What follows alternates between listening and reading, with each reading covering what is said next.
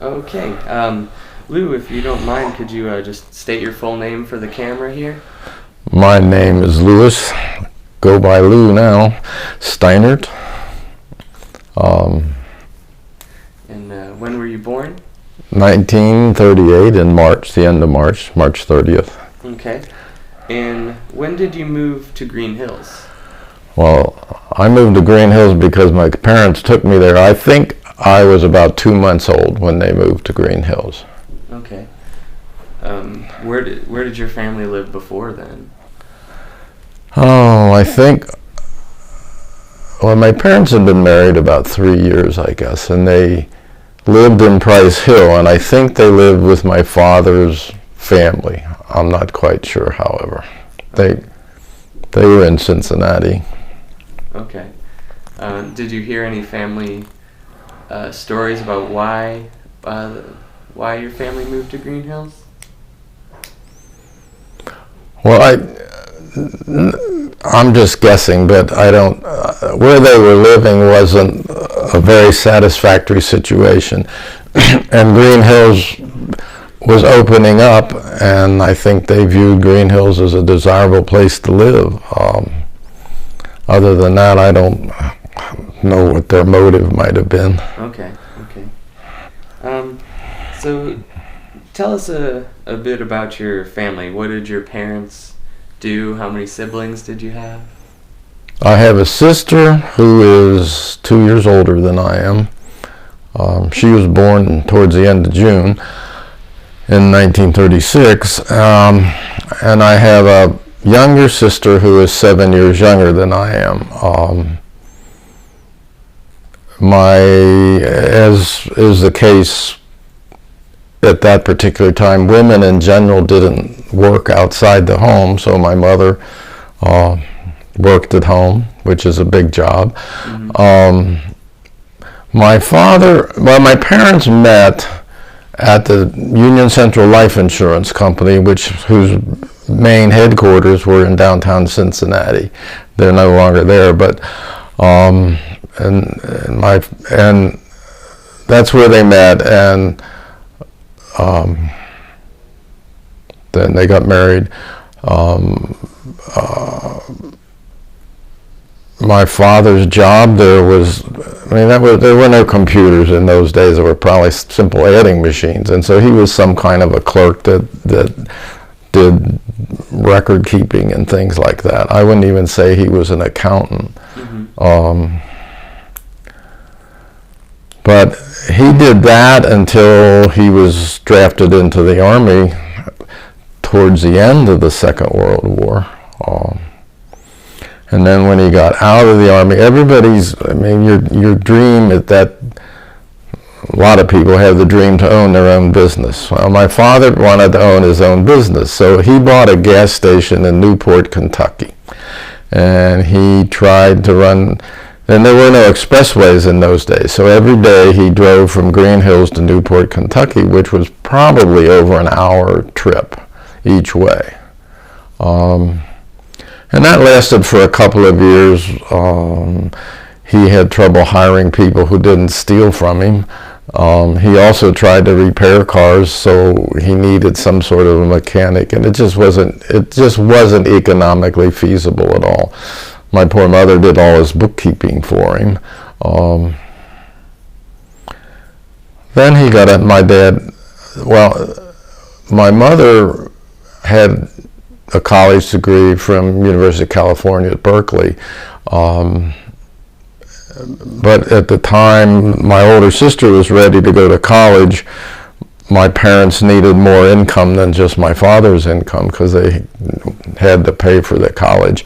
So probably in 1953, 52, my mother went back to school and got a degree in education, and she became a grade school teacher. Where did she teach? She taught taught in the Cincinnati public school system, and the only school I think she taught in is a public school that's in Hartwell. Okay. It's at the corner of Galbraith and Vine Street, Springfield Pike. And my dad, got a number of different jobs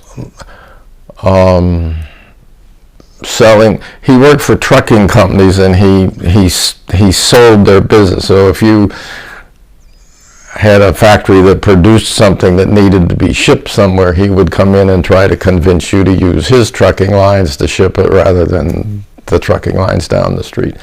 So he was kind of a salesman, and then eventually he became sort of the manager of the facility that the trucking company operated. I guess that's what my parents did. Okay. Did that answer your question? Yeah. Okay. Yes.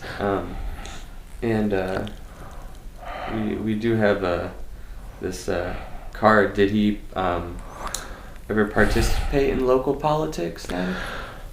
Yeah, my father was a Republican. I think the Republican Party then was vastly different than the Republican Party today. Mm-hmm. I'm not sure he could go along with some of the stuff that's happening today, but the card that you have there, I think, was 1941. Greenhills' official birthday is 1938. Okay. I think April 1st, but so my dad was involved. He ran for council then. Later on, he was the village clerk, and I'm not sure what that involved in terms of what you had to do.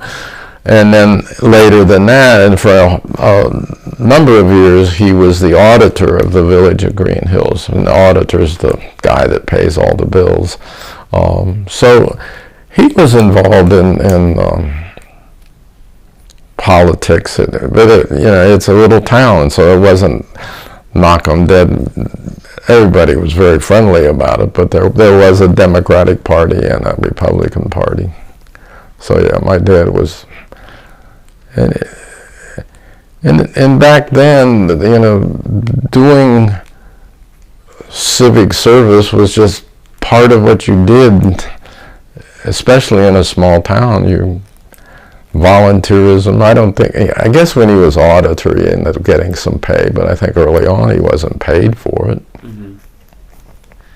So that was kind of the norm back then in Greenhills?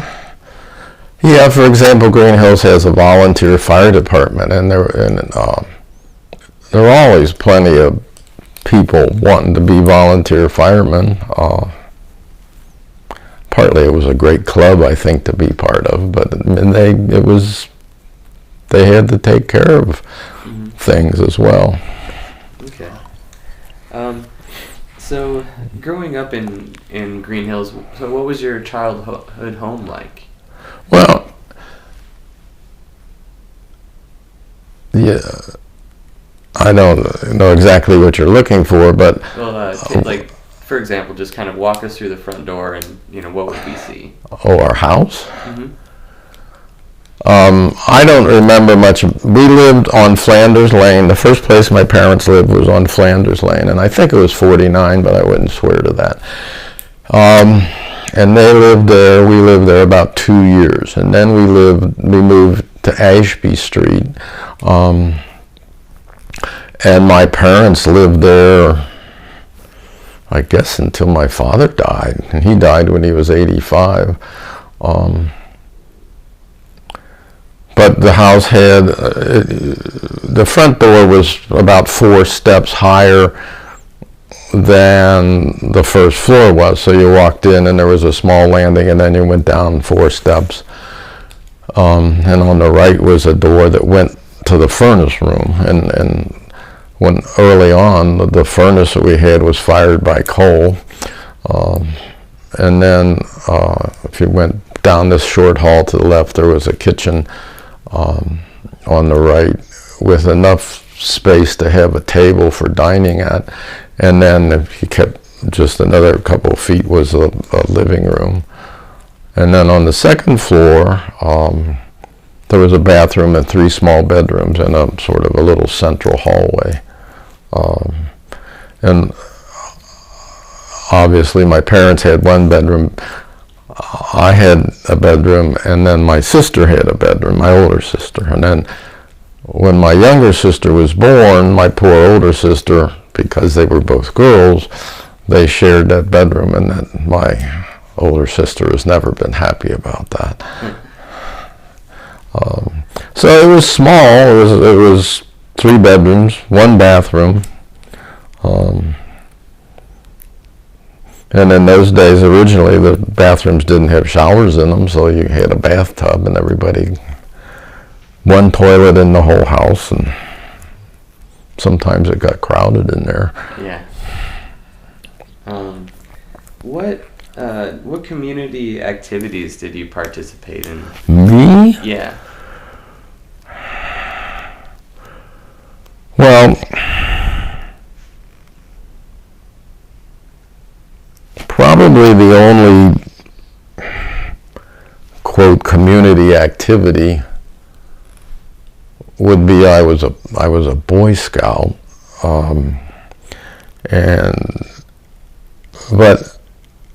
well, I guess I was a Cub Scout prior to being a Boy Scout.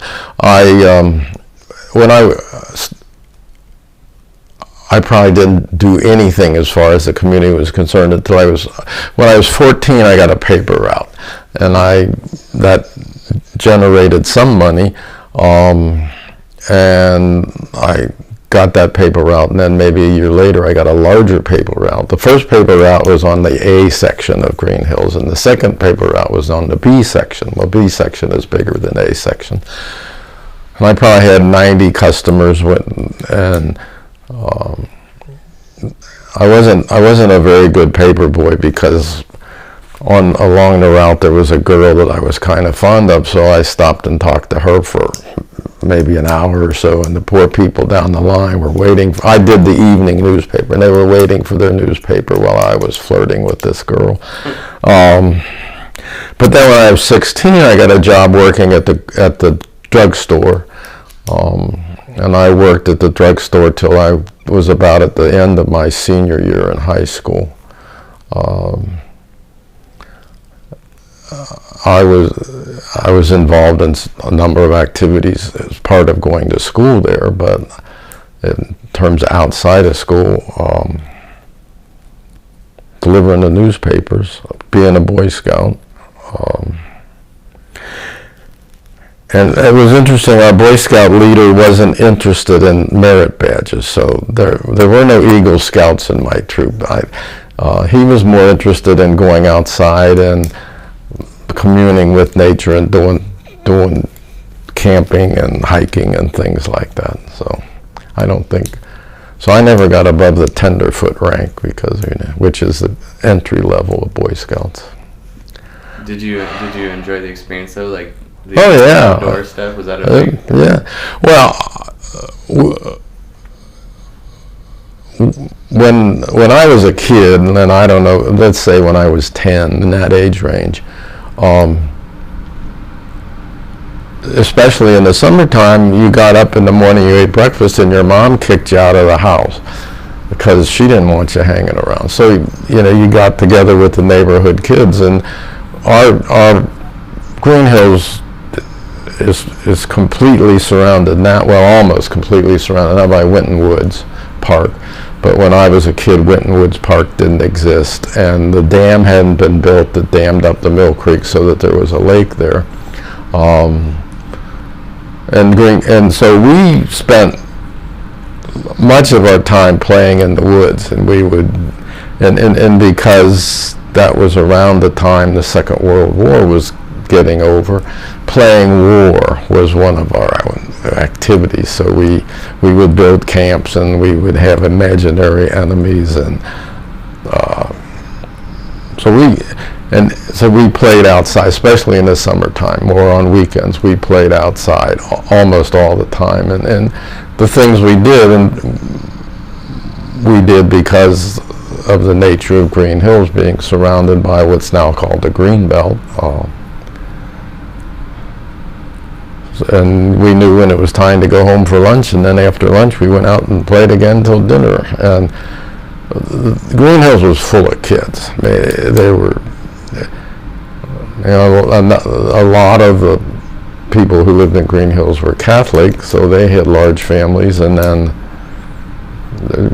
it wasn't unusual for 4 or 5 kids to be in every family. So there were always kids around and we created our own fun. You didn't have parents telling you what to do or running your life. And I know in the summertime there was a field that was maybe 100, 200 yards from my house. And then there was a constant pickup baseball game there in the summertime, and everybody got to play. It didn't matter whether you were terrible or really good. And the game sort of had a lot of flux to it. It was time for Johnny to go home. He'd go home and somebody else would show up. And so we made up our own playtime activities. We didn't have, I guess the only organized thing I did when I was a kid is I was forced into taking piano lessons. Which was a good thing, it turns out, but at the time it didn't seem like a good thing. Yeah. And I took piano lessons from a woman who lived in Greenhills. I thought she was ancient. She probably, to a 10-year-old, somebody that's 40 looks ancient, so she probably wasn't really as old as I thought she was.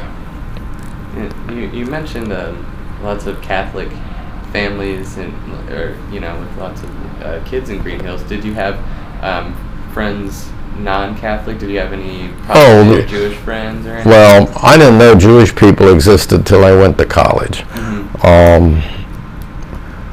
At that time, there were no black people, African American people who lived in Greenhills, although the school had several members of their janitorial staff who were African American, but that's all.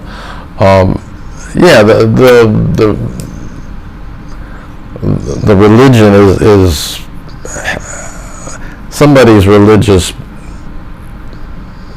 preference had no influence on who we associated and who we didn't associate with.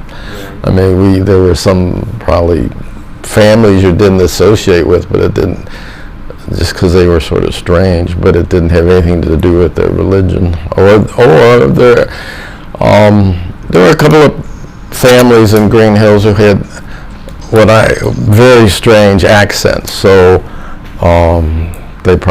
Cincinnati, as you know, has a lot of German heritage. So we just knew they talked a little bit differently than we did, but that didn't exclude them either from participating in whatever was going on.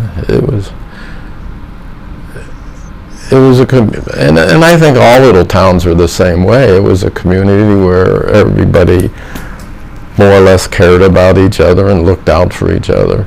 I mean, for example, functionally I had probably 10 mothers rather than one mother because all the moms looked out for everybody's kids. Okay.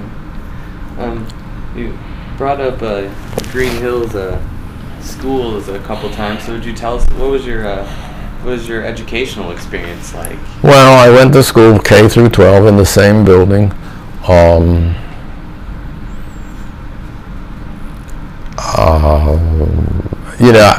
I don't know that my experience was any different than anybody else's because my experience is the only experience I know. But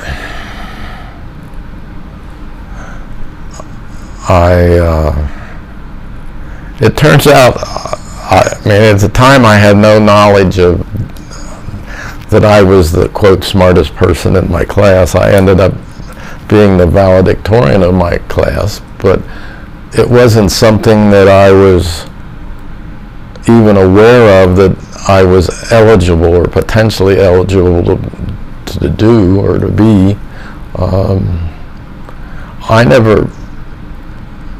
I rarely had homework to do.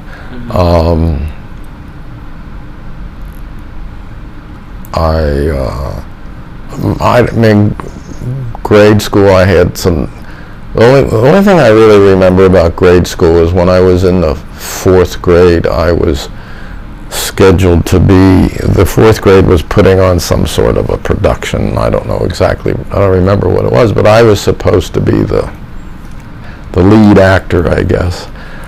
And one day on my way home from school, to get from school to my house, I had to walk through the woods, and there was a path, asphalt path that you walked upon, and lots of people went through the woods. But on the way home one day, I broke my leg.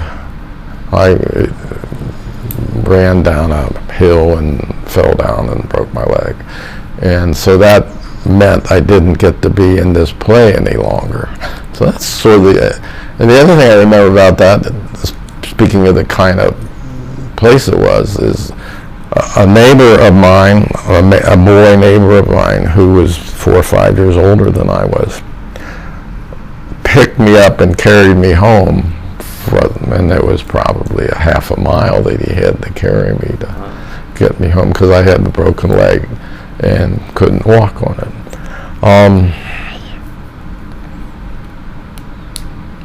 There were 52 kids in my high school class, I guess.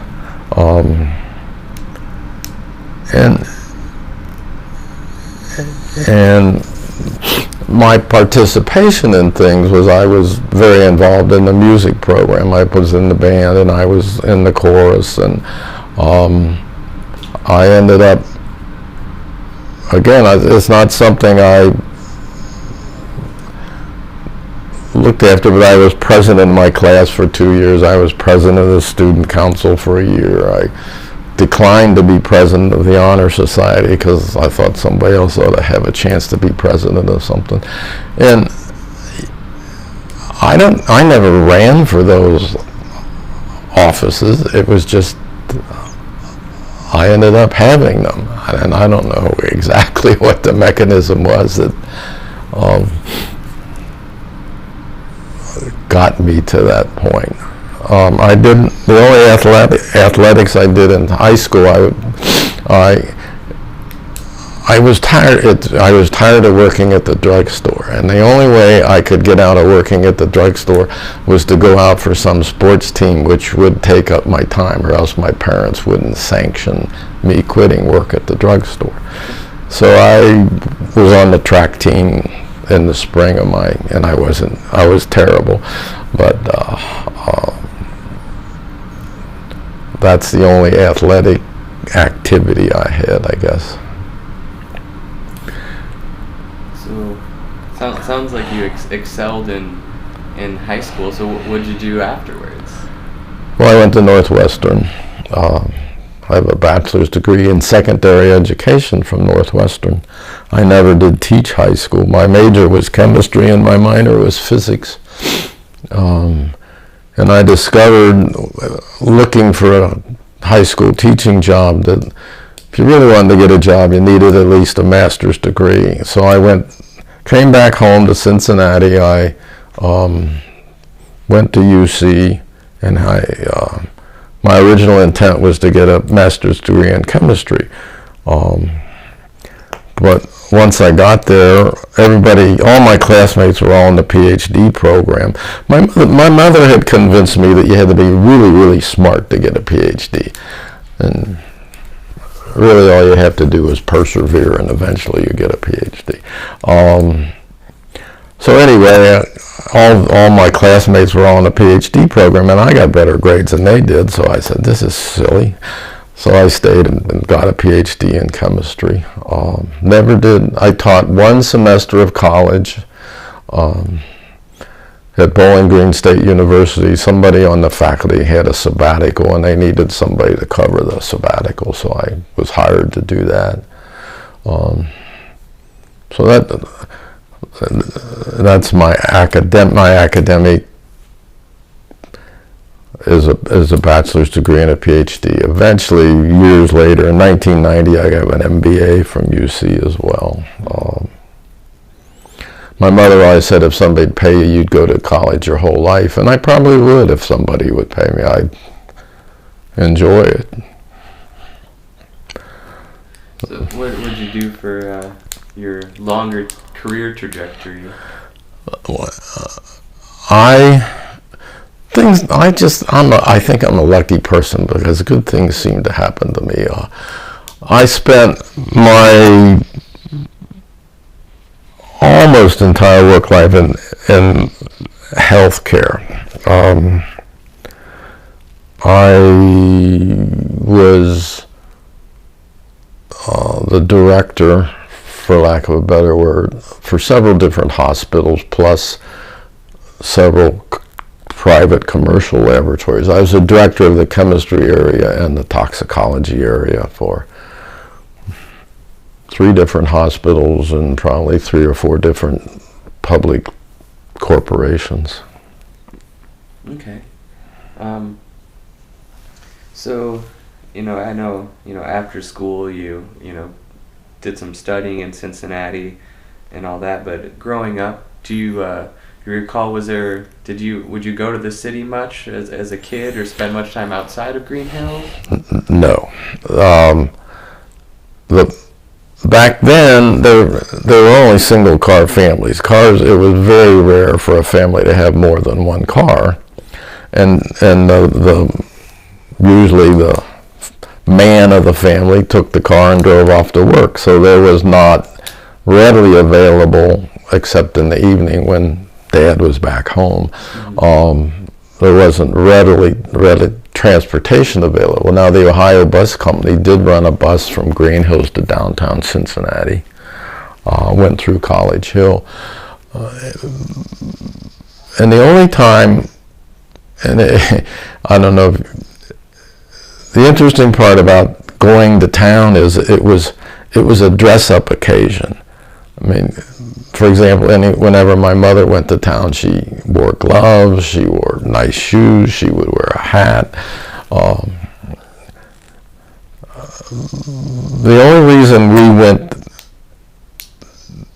downtown that I remember was early in my life I had to have glasses, and the doctor the opticians and the optometrists and whatnot were all in downtown Cincinnati. So if you wanted to go to the eye doctor, etc., you got on the bus and went to downtown Cincinnati. So as a kid, twice a year maybe, would go. Greenhills was a very self-contained community. And back in those days, there was a Montgomery Ward catalog as like today's internet and Amazon. If you needed something, you bought it out of a catalog. Now it took you 2 weeks to get it, not 24 hours, but it's the same idea. And the closest community that had any kind of shopping, I think, was Mount Healthy, and maybe on occasion, that was probably 7 or 8 miles from Greenhills. On occasion, we would drive. There was a shoe store there, I remember, so we would go to Mount Healthy to get shoes, for example. Okay. But Greenhills had a drugstore and a grocery store, and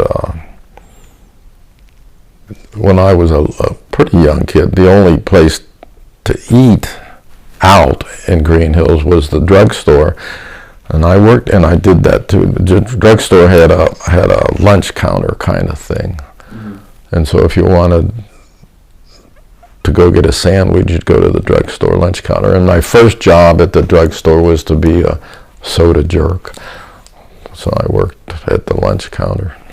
Okay.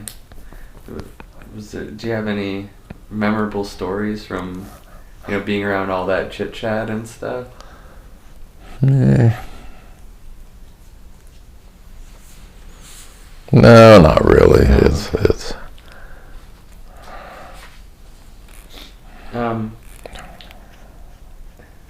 When you were growing up, do you remember the Cold War impacting your childhood at all? So when did the Cold War start? The Second World War, the European part of the Second World War was over in, June of 1945? Sometime in 1945.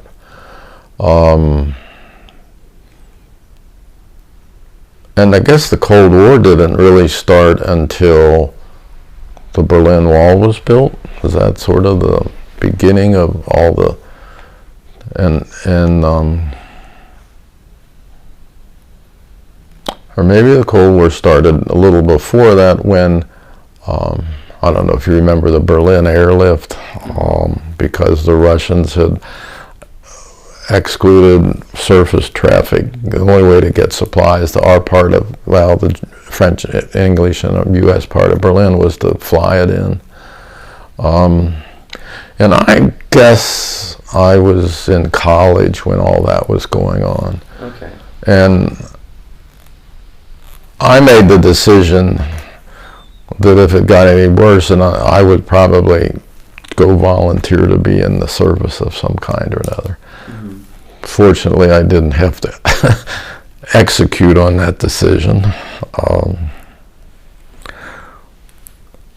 During the Vietnam War, because I was in college, I got student deferments. So, mm-hmm. And I was I was out of school when the Vietnam War was going on. So but that's not has anything to do with your question.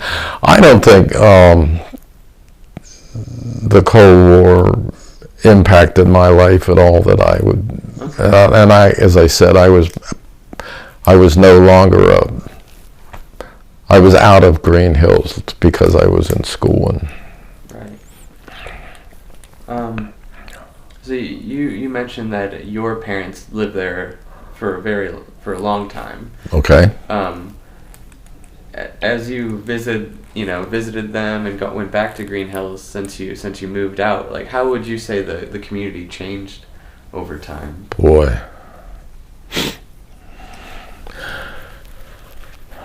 Well, I think the character of Greenhills may have got its start in terms of being a little bit different when the federal government decided they wanted to get out of the house rental business, and the federal government decided it wanted to sell Greenhills, and along with there were two other Greenbelt communities,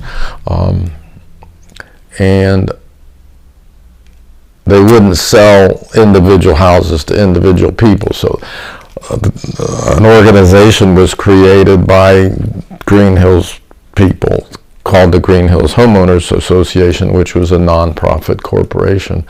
And so the village was sold to the Greenhills Homeowners Corporation, and then individual people bought their houses from the Greenhills Homeowners Corporation.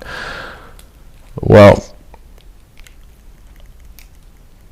but not all, I mean, some of the people had enough money that not only, and my parents only paid $5,000 for their house, but some of the people in Greenhills had enough money that not only could they buy their home, but they could buy other buildings, other houses as well.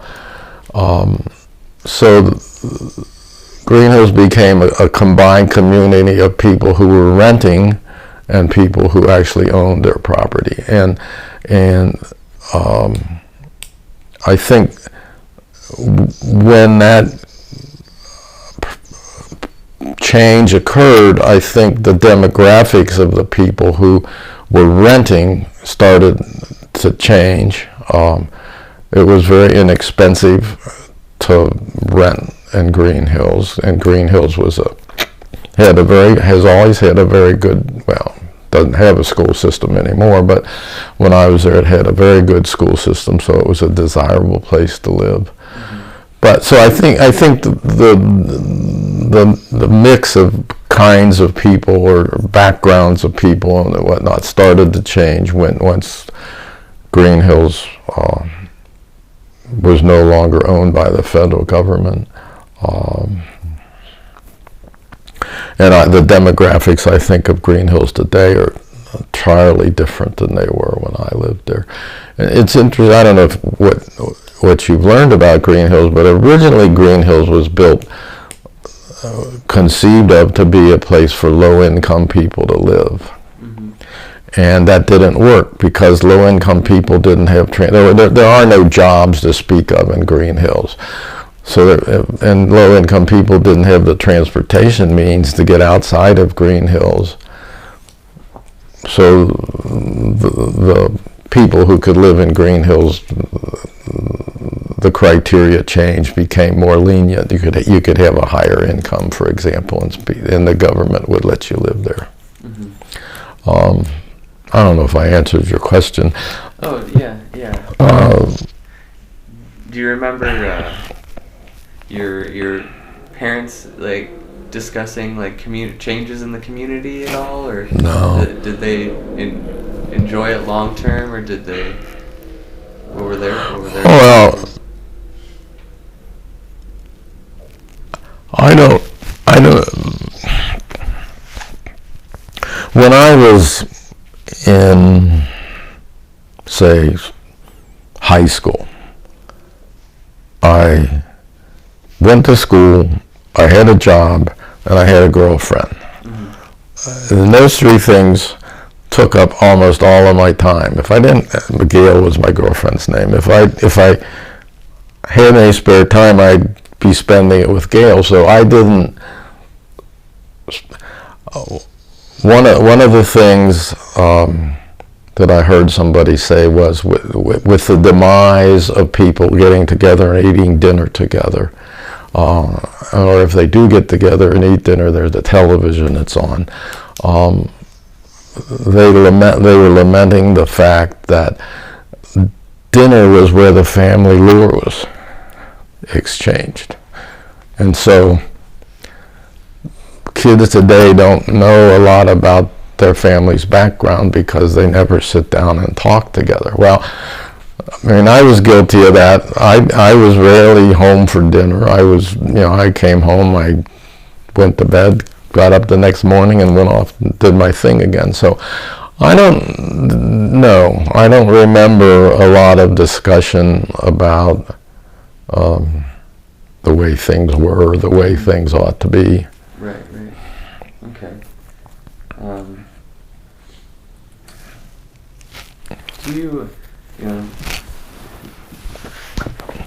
Do you think Greenhills like influenced you or shaped your character in any way that you kind of carried with you, or? Well,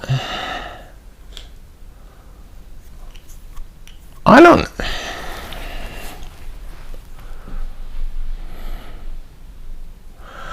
don't know that Greenhills would be the influencer. Mm-hmm. I just think society was different than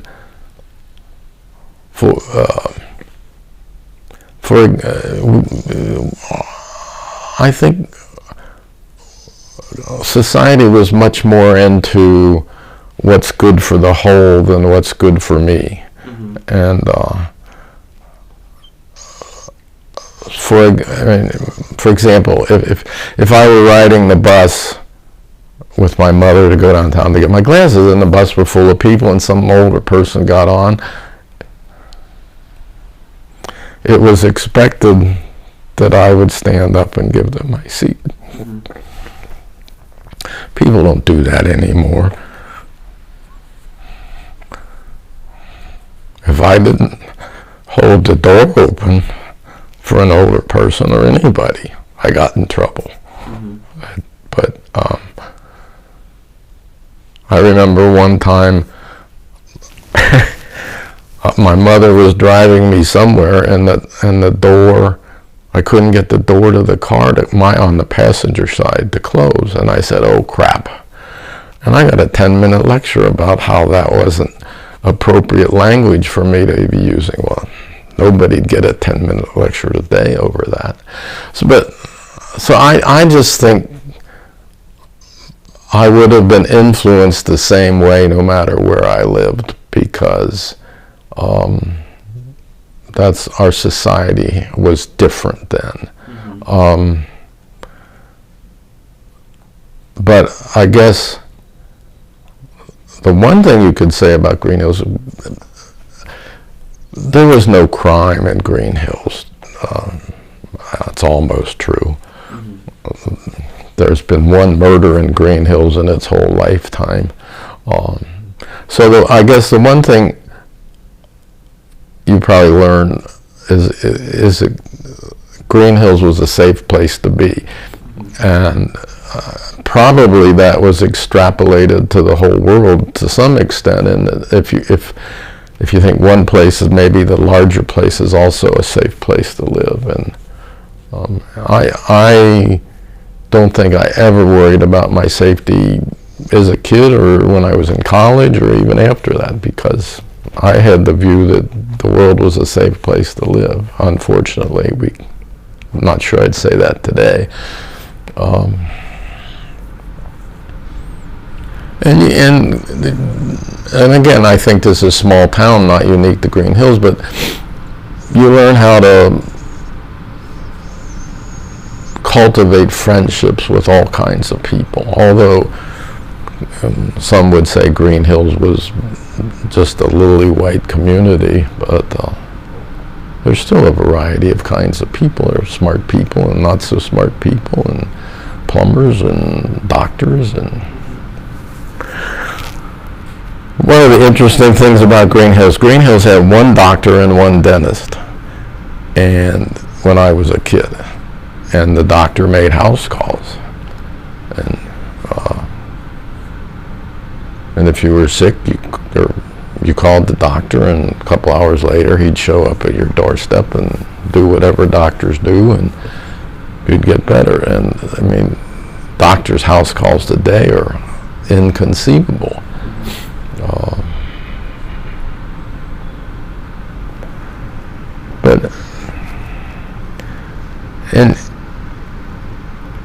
Wherever you grow up, that's the only growing up place you know.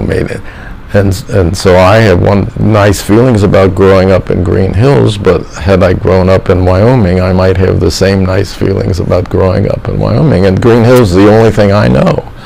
I didn't move there when I was 10 years old, so I had a this and a that to compare to each other.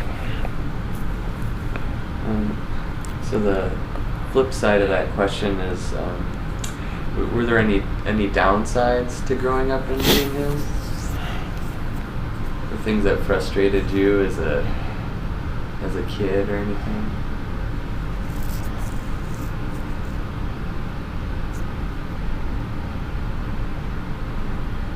No, I don't. Again, it's partly just a function of what you've experienced, and that's Greenhills is my only growing up experience. But maybe the only downside is I was kind of I guess a bit of a nerd, and science was my thing. I probably was. I guess if I would say, well, if I could do it again, I might try to be more gregarious and more getting outside of living in my own little world. But that's not really a negative. I have good feelings about. I wasn't part of the in crowd, but that didn't mean it wasn't an okay place to grow up. I had a good childhood, and it intrigues me. We 10 years ago now had our 50th high school class reunion, and there were some people who absolutely had no interest in going to that reunion because growing up in Greenhills was not pleasant for them, and I don't know why. It was pleasant for me. And to go back to one of your questions, one of the things I think, but again, it's probably more of a societal thing than a Greenhills thing, but I learned that it's important to do volunteer things, and that's just part of what you're supposed to do. Did you carry that into adulthood then? Well, I did. When my kids were little, not knowing a thing about soccer, I coached their soccer team, both my son and my daughter. I was actually, and I lived in Clifton at the time, and I was head of the Clifton soccer program, the whole program, for several years. Once upon a time, I was the Republican precinct executive for the precinct I lived in. Don't think I'd do that again. But yeah, I think to some extent I did. Right now, I'm not being very good at that. But I guess I think when you're close to 80 years old, you're allowed to take a break. But I was thinking I should get involved some more. Do you have any keepsakes from growing up in Greenhills that you've hung on to? Well, my high school annual.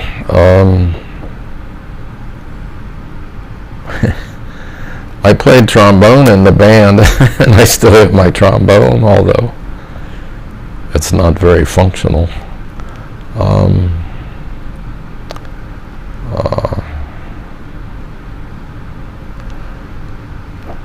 Not really, other than my high school annual. So. Well, I think we've covered most of the things I wanted to cover today. But is there anything I missed that you wanted to talk about?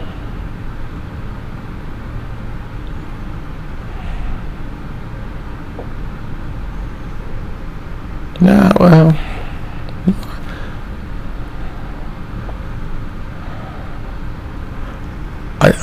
I think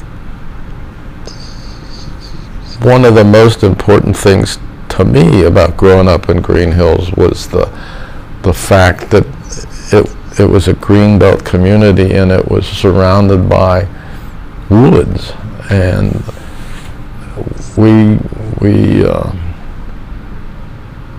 created a lot of playtime and a lot of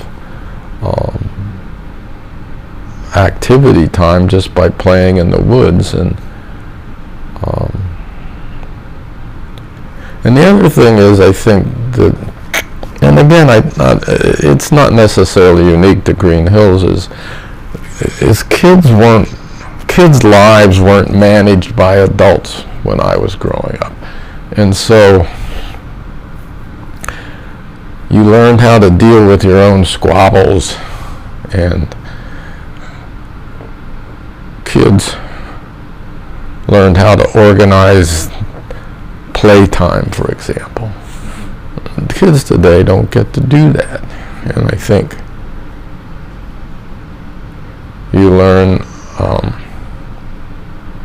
some important life lessons about how to interact with a variety of different kinds of people and to get along with everybody. And I don't think kids get that today.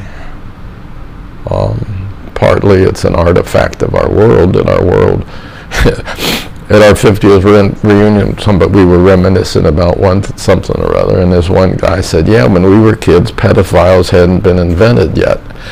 And I'm sure there were people around who were pedophiles, but if they were, nobody, at least the kids, didn't know it. And it wasn't something the parents had to worry about, that walking down the street, somebody's going to drive up and abduct your kid. That just wasn't something we had to deal with. But that's not probably unique to Greenhills. That's unique to the times. How much of that kind of, idyllic childhood, how much would you credit that to the planned design of the community and how it's laid out and everything? Well, probably the nice part of the plan is that not only was space allocated for housing, there were empty spaces that could be used to play in. We didn't have to play in the street. We didn't have to sit on And if you go down to where people lived in downtown Cincinnati, their front porch was their front yard. We had lots of open spaces to play in. So, I don't remember your question. If you credit the kind of the initial planning of the community with that. Well, I think, yeah, the green belt certainly gave us a lot of Mother Nature to interact with, which people in other communities didn't have. It also gave us places to do whatever playthings we wanted to do. So I think the design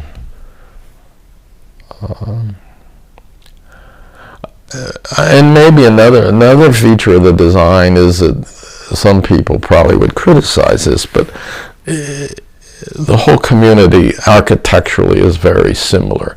So you didn't have people living in very expensive houses and people living in very inexpensive houses. I mean, we were sort of all levelized because of the nature, and we didn't have any sense, at least I didn't, that, oh, this person's pretty rich and this person is barely able to afford food on their table. It was, I think, Greenhills sort of leveled the playing field that we were all similar in. Some would argue maybe that's not good, because in real life you have to know how to deal with people, all different kinds of people, and probably there wasn't as much of that in Greenhills as there was other places. And I guess some people were very critical of the initial design of Greenhills and how and called it a social experiment and maybe anti-American. Did anyone worry about that? Not that I'm aware of. Yeah. But maybe it was an issue my parents had to deal with, but it wasn't an issue that I think the people my age were. That wasn't a young person's problem. Right. And I guess no matter what you do, somebody will be unhappy about it. But in retrospect, it's hard for me to see how anybody could think that Greenhills was a bad idea. And I'm just curious. You mentioned going to the 50th reunion. What did everyone talk about there? Were you just mostly kind of catching up, or I'd say maybe, like I said, we had 50 people in our class, 52, and maybe 15 to 20 of them came to the only people that nobody who lived in California came to our reunion that I can remember. So they were all people who were from the general area, and some of them had kept very much in touch with each other. So this was, I haven't kept in touch with hardly anybody I went to high school with. So for me, it was a chance just to talk to people and find out where their life had gone. And I never realized when I was, say, 20 years old, 25 years old, how many people in kids in Greenhills went to college. I had no understanding of that, and it turns out a huge number of Greenhills kids went to college and had very successful lives. One of the things I think you've been exposed to in your study of Greenhills is Greenhills, the Wall of Fame. I don't know if it's in the alumni room, and there's And there's probably 40 or 50 people by now, and their biographies are there, and some of the stuff they've done is pretty impressive. Mm-hmm.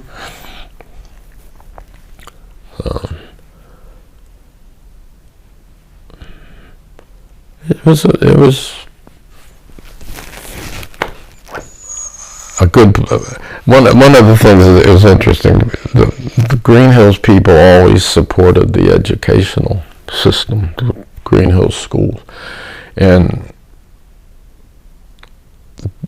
there were Greenhills and Wyoming were the two communities in Hamilton County that on a per capita basis contributed more tax money to their schools than any of the other communities, and it was always a hassle between Greenhills and Wyoming. I don't think they knowingly competed with each other, but some years Wyoming would be number one and some years Greenhills would be number one. So one of the pluses, I guess, of growing up in Greenhills is they did a good job of educating their kids.